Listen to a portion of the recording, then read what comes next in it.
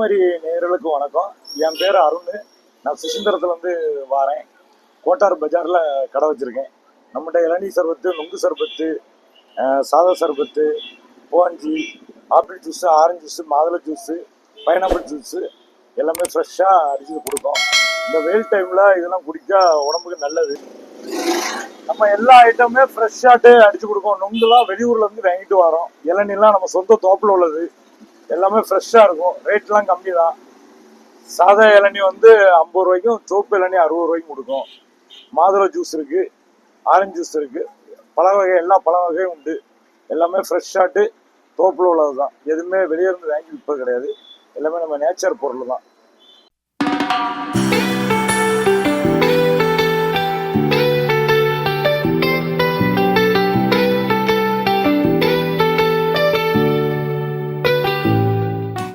குமரி நேயர்களுக்கு வணக்கம். என் ஊர் சுசீந்திரம். நான் வந்து இந்த பழக்கடை தொழிலெல்லாம் பண்ணிகிட்டு இருக்கேன்.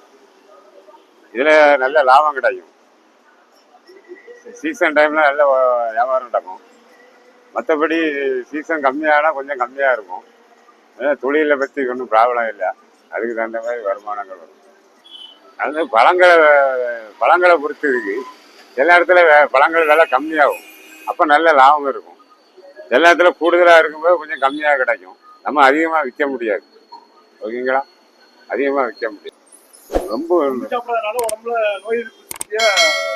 நோய் எதிர்ப்பு சக்தி உடம்புக்கு தணுப்பாக இருக்கும்.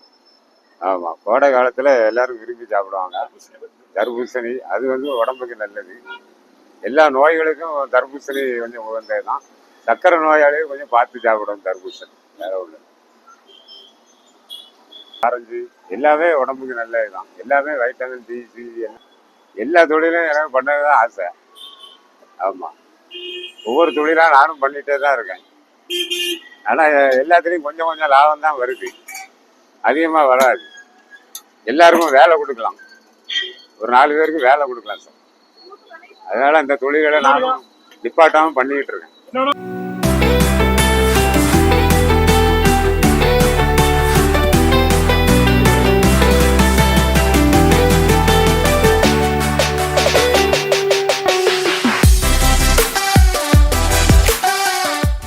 சினிஃபீல்டில் இப்போ தான் அறிமுகமானாங்க. ஆமாம், நம்ம நடித்த படத்துக்கு பேர் ஃபஸ்ட்டு வந்து 6 மைல் தொலைவுன்னு பேர் வச்சாங்க.